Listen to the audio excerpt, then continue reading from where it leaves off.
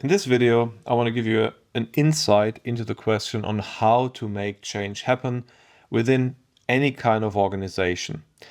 And this is something that is quite a tricky endeavor. Typically, and in the classical world, consulting organizations have been going in, analyze how things are, how things should be, then tell everybody how things should be, hold people responsible that they become as they should be, and then they cross fingers that everything changes. And the problem with that is that this approach has a failure rate that is like tremendous. About 75 to 80% of all the initiatives change. Then you have a team on a higher level of frustration. Everybody was committed to collaborate in the sense of telling what is wrong. They got the answer presented from somebody. But the question is that really the answer? And does it really work this way? And you guess it. The failure rate shows us it is not. So in this video, I want to elaborate how you approach those kind of changes if you want to dig a little bit deeper. And I want to draw a few things on the iPad here together with you to give you an idea on what is actually the case if we are looking at any kind of change. So the typical thing is that we have two things that we need to take care of. And the one aspect here is the actual business logic. So what should happen in terms of what is ideal for the business? And it's very important that we understand the implications and the needs and the necessities from the business point of view. The other side, however, is those funny things that we call humans. We all have so many things where we know we should change. We know we should eat healthier. We know we should move more. We know we should learn more. We know we should be more diligent. We know and so on. And do we do that? And that's tricky, right? So in many classical approaches, the business side is covered very well. But what is not covered so well is exactly this human side. So what does the human side actually mean? And how do we actually approach things that are taking care of the human side so that it actually works? So what I want to show you is what our classical approach is. And there are different other approaches based on the situation. And you are guessing it. It's quite a kind of a complex thing. And it's not one size fits all, because everybody who wore one size fits all socks knows that they don't fit all, right?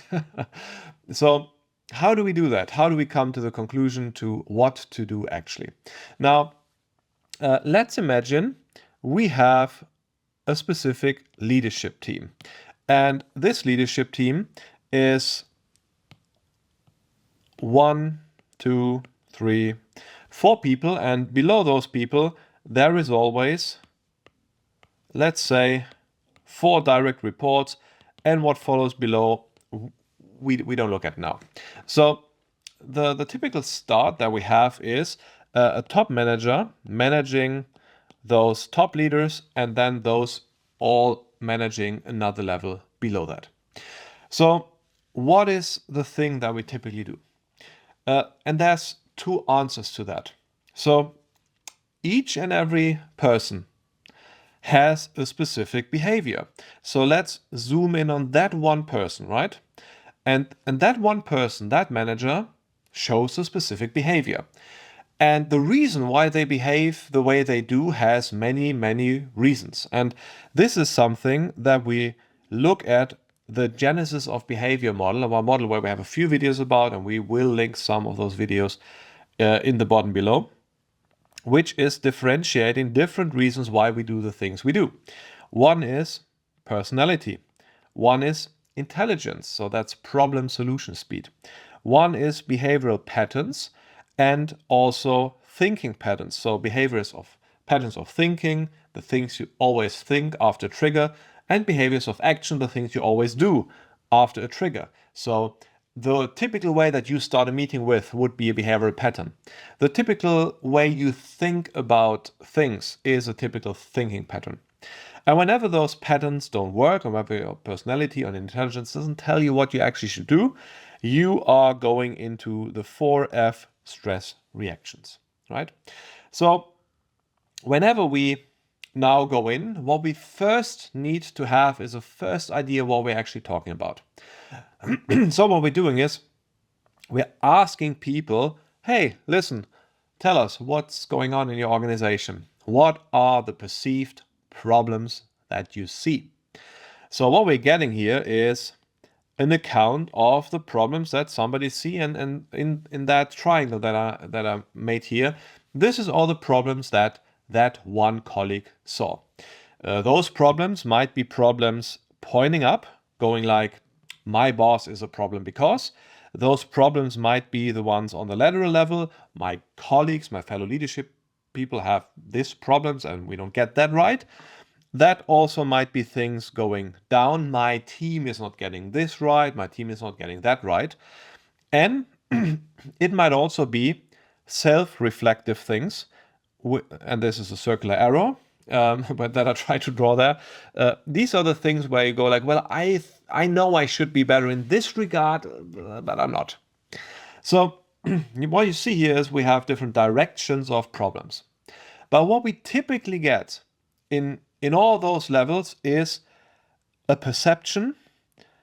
And this perception is typically only very superficial. So you could say we get the clear symptoms. They say what is wrong. They say I have a headache. And they don't say why they have a headache and what is the logical reason behind that. And if we dig deeper under the surface, below what people tell you intuitively, because knowing the reasons is quite complicated and quite tricky, there is typically, if we take the iceberg model, a basic model of reasons and introspections why something is. And this is basically something about the logic of the problem. And this logic of the problem has always a few areas. It's the inside problem of the logic. So why am I not in a better position to change something about it, whether it's individual problems or cultural, social problems? And it also has an outside dynamic, a cultural dynamic, right? If you are the one person in the football stadium who don't want to have the Laola wave, how are you stopping that? It's an outside dynamic, right? And stopping that, I don't know whether you can actually do that. Well, at least not individually in that moment. Now, this dynamic, what we have here and what we've drawn here, we would need to take exactly that dynamic and we would need to duplicate it. And we would need to duplicate it again. And you get the idea, and I don't do it here to save some time. We need to duplicate that for everybody in the organization, right? And that gives us a tiny challenge that we have on our hands now, right? Because we are getting quite some complexity.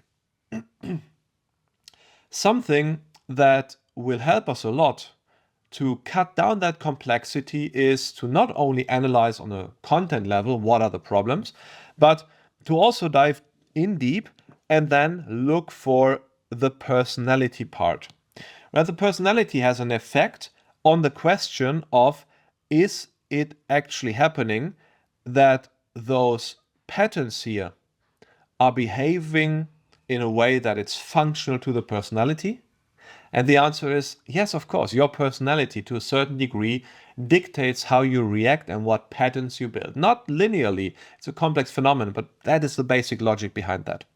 So if we do two things, which is one, we go for the perceived problems and symptoms and also the personality, we get two information pieces that we uncover and we see in how far is it just a personality thing where the personality impact the thinking and feeling and behavioral patterns of people, and as they are all implemented and then they get in contact with each other and there's a social negotiation of how we do things here, then we have something emerging, which is the culture of a team. So what we can actually do is we could go in there and we can take the box of patterns and that box of patterns and that box of patterns and this box of patterns and all those patterns. So the sum of the box with the patterns, that is the culture of the organization. That is the culture of the organization. So the culture is defined as the implicit as well as explicit shared patterns of behavior if you're together. It's the way how you handle the coffee machine in the kitchen. It's all of those areas where you negotiated a way on how to do that, and where individually in everybody's brain there is a thinking and behavioral program for the context of being together with each other. So that's the cultural dimension of it. Now, if we now went in and made a first diagnosis and have the first idea that we now see, well, there are problems that everybody see, that those problems are there. And then we dig deeper and we understand, well, interesting, those problems are kind of a function of the collective personalities, right? So there's everybody high in dominance, nobody high in politeness in the deep ocean personality profile. That means everybody has an opinion and he or she is right, and they don't mind to poke the bear and to go into a social conflict to say everybody that they are right.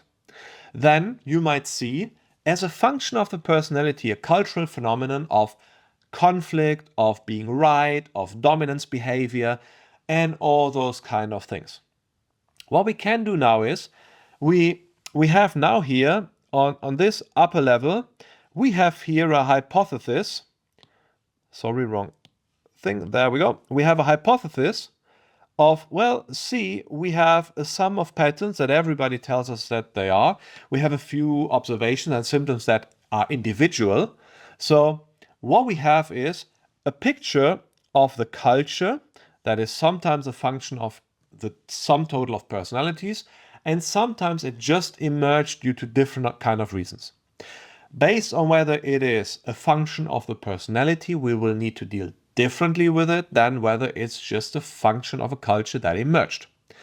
Now, if we analyze that with an organization, the key thing to make a real change happen is going into a focused individualism and make sure that everybody changes individually. However, those change initiatives must be coordinated socially. So what does that mean? What we do is we start with this person individually and with that person individually, and with all of those people we start individually and we go deeper with them. And let's zoom in and take this one as an example again. What we try to do is, in a coaching session, go through the model that we have here and discuss what the actual problems really are. From that on, we will go to the question of what is the logic of the problem and what are the inside problems, the one that the individual really has and is part of, and what are the problems of the outside. For the inside, we need to ask ourselves, what is the nature of the problem and where does it happen? Is it that somebody is always nasty in a meeting, but that nastiness is an acute stress reaction and it needs emotional regulation? Or is it that a narrative part emerged that somebody thinks that another colleague is actually against somebody and trying to push them off their position, and there's a intrigue running? So there is some logic behind it, and whether it's an emotion regulation problem, whether it's an assumption of bad intention problem, whether it's a lack of competence, that somebody does want to do the right thing, but they just can't because they lack the concrete method to do that. So they would love to have effective meetings, but they don't know how to moderate them because they lack the communicative and moderative skills. We need to go into the inside and understand what is there. Do they want the change? Are they allowed to change? And sometimes we see that. Sometimes we see strict guidelines on how to moderate a meeting. And they would like to change that because it would be needed, but they are not allowed to do that. And the last thing is, are they able? A good individualistic coaching processes takes people individually based on the case that they have. They make sure that they first want, that they are secondly allowed, and that they are able. They get here a training on how to do that, and support and coaching in terms of calibration. How did it work? How did it go? What can you improve? How can you make it more work? With a constant check-in to help them really go in and make sure that they actually do that. In order to make people willing to go into that action, what we always need to do is we first need to understand what is the perceived problem that they have. So what is the problem that they need to solve? And why is it a problem that they have the problem at the moment? What are the negative consequences of it? And this we typically do with benefit argumentation structures, with escalation structures. There are some communicative ways like Anko-Gepo on how to do that. And secondly, and this is a method that is called the goals method, they need a perceived solution, and they would need to have a vision of an idea of a positive frame, why that would be great if they did it. Then we make them want, we allow them and make sure that they are allowed by their colleagues, and then we enable them, and then we support them, including holding them responsible so that we have the individual change in the end, right? So this was the question, how do we deal with the inside problems? Now then we have outside problems. So this is like, I hate those meetings. I can never say what I want to say, and I cannot say because if I say it, I'm just suppressed, and this is not how we do meetings, and people don't take me seriously, and they don't take me honestly, right? So for this, we need to zoom out a bit. So what we have here is, we have for every person, we have an outside. And what we need to do is we need to take all those outsides and have a look at what is the sum total of the outside problems. Where do they lie? If we do not have, for example, effective meetings, if we extend that example, if we do not have effective meetings, now there is a few levels of why those meetings are not effective. And a key question that we need to ask here is, what are the parts of those meetings not being effective? It's typically that we have here a cultural dynamic. So a cultural dynamic, if you look at a mass panic, this is a cultural dynamic happening without individuals wanting that. So is that a case where everybody doesn't want to have a deep conversation in the meetings? Because maybe there is taboos in the culture, they are afraid if they speak the honest truth that they might be sanctioned? Or is it that they want it, but they're actually not able to? And you see, we do a little bit of a same thing, right? Are people, if we look here, do people want it? Are they allowed? And are they able? So what we do here is we go through the exact points. Do they want it? Are they allowed? Are they able to do that? And before that, again, we need to understand the dynamic. And what is the perceived problem and the consequence of it? What would be a perceived solution? And then what we need to gather on this level is a commitment on the level. And this is different to individual change. The commitment here is much more complicated. You need workshop methods to gain a commitment by narrative coaching within some moderation, with mini goals method together with everybody, also with hypnosystemic approaches, getting rid of the negative emotions. So the commitment is crucial, and that needs to be a commitment where a critical mass of people who can make from that dynamic the change happen are going, yes, I'll change. I'll do that. I'll make that happen. This commitment is something that needs to be on a methodological level generated by a consulting and coaching team. And this is something that needs to be moderated from the outside world. Otherwise, the likelihood of that emerging is quite hard, because you need somebody external who can break taboos, who can put the finger in the wound, who can ask for commitments, and who can hold you responsible in the end. Now, if you, for example, get now the commitment, then on this level, we always have a conjunction of two things. What are the things that the individual need to do? What are the things that the collective needs to do? So if we commit for better meetings, the individual will need to make proper meeting invites with what is the time, the method, the goal, and the proceedings and the reason for the meeting. They need to prepare and they need to say if there's something to be said. But we also have the collective things that need to be done. And those are the things around the question of how do we now interact if somebody is addressing a taboo? How do we react emotionally? How do we honor our commitment on a collective level to actually make the change happen? This is also important when an external party needs to be there and maybe moderate the first kind of meetings to make positive first kind prototyping experiences that those people can then rely on and come back to and saying like, ah, yeah, well, I understand. This is like, this is so much better and this helps. We should do that.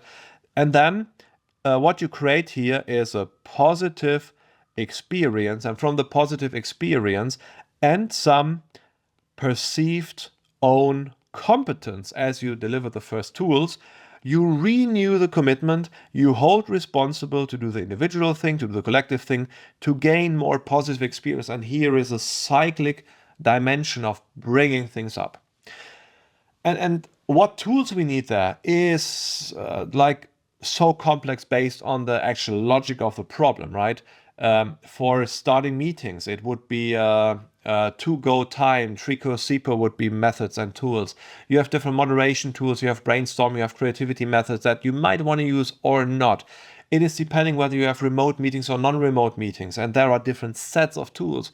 In a remote meeting, you have the chat as a tool. You can make subgroups very quickly and easily and go with another pace. And in live meetings, you just cannot, but therefore you are everybody in the room. You can play the dynamic better. So depending on where you have the meeting, how often you have the meeting, who you have the meetings with, if it's a small, middle, big meetings, this is all different kinds of tools and methods and techniques that need to be employed. And that's actually where you need an expert for, to take a close look and without being too deep inside your culture with that distance, diagnosing what is wrong and suggesting the right tools and helping you train to get the tools right.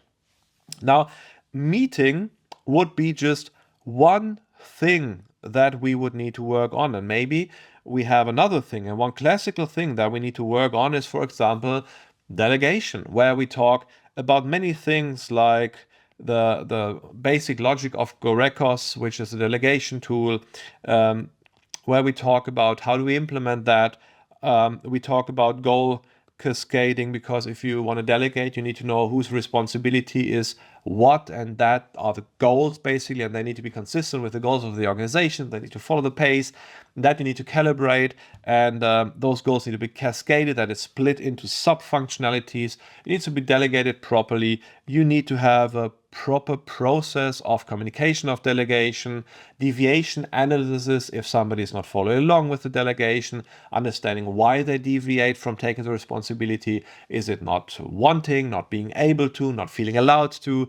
And again, individually going in and make sure that everybody can fulfill their responsibility. In the end, and if we look at that in a kind of summary, what we do is we distinguish the individual parts from the collective parts, and we work individually with everybody. And even the collective changes are individual changes that are coordinated socially.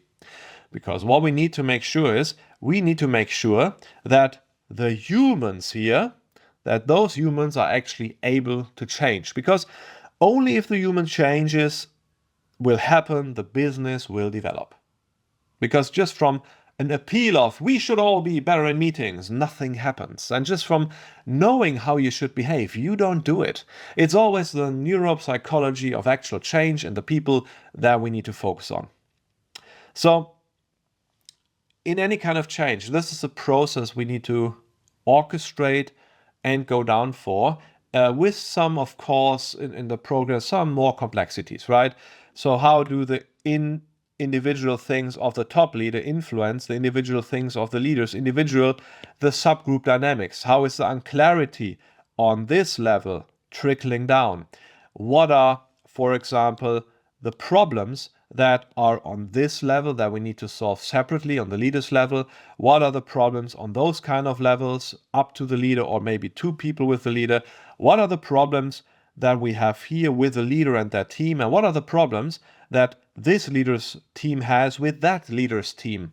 Those are all sub things we need to piece by piece entangle and understand and move forward in a way of making sure that we understand it and help the people to make the change happen on the individual level while implementing the cultural change as a function of the result of the individual changes, right? In a group, nothing changes if not the individual changes. Change is always an individualistic phenomenon and needs to be steered in an individualistic manner. So that's a quick overview on how to make change happen in a leader's team. And you see it's quite complicated, and you see why classical consulting approaches that analyze a problem, hand you over a folder with how things should be, and say goodbye and have fun implementing that are just going wrong, right?